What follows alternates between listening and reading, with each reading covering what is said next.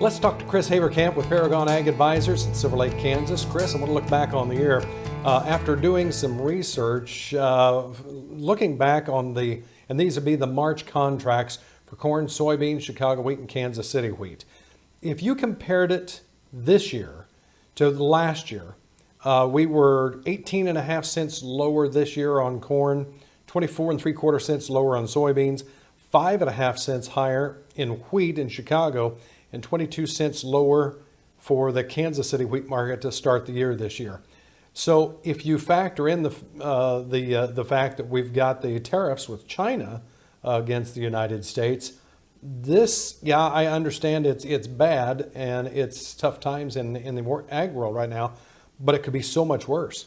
You know, you make a great point, John. I mean, we look at this ag space,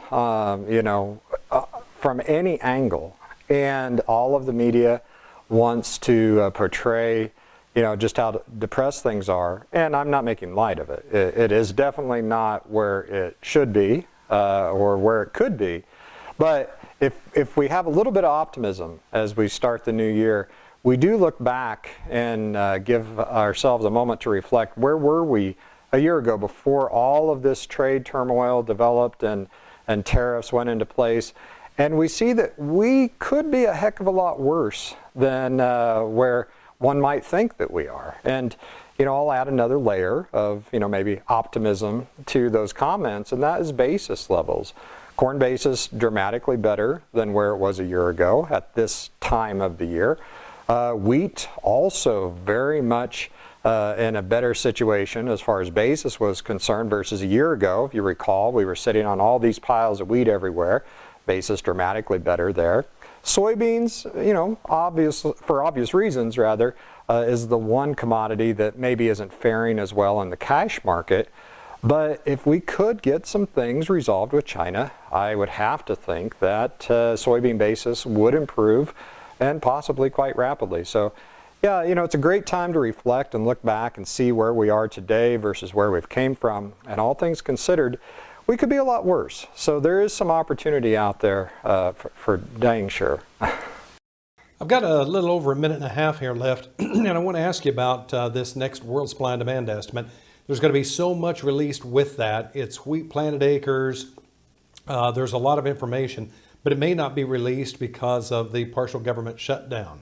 Does this just leave us open for more volatility until we do get that report? I think it does, and I think the charts will likely portray that. If you pull up any given chart, whether it's wheat or corn or beans, you'll see a congestion period, or more like a spring, if you will, in that the market will be anxious. It will want that news. It will be, just hungry for that news, and traders won't know which way they want to go until we finally receive it. So I do think there'll be a lot of volatility, but I think it could just create a more explosive situation when we actually get that data to start, affirming ourselves or our beliefs as we go into the first portion of the 2019. Well, and you made a good point earlier in the program, is when you were talking about there are tools and there are ways to mitigate some of this upside or downside risk, whether you're a consumer or a seller, either one. So how can we contact you to find out how to work those tools? Yeah, call us at any time. Our toll free is 888-452-8751, or check us out on the web if you'd like. It's www.myagadvisor.com.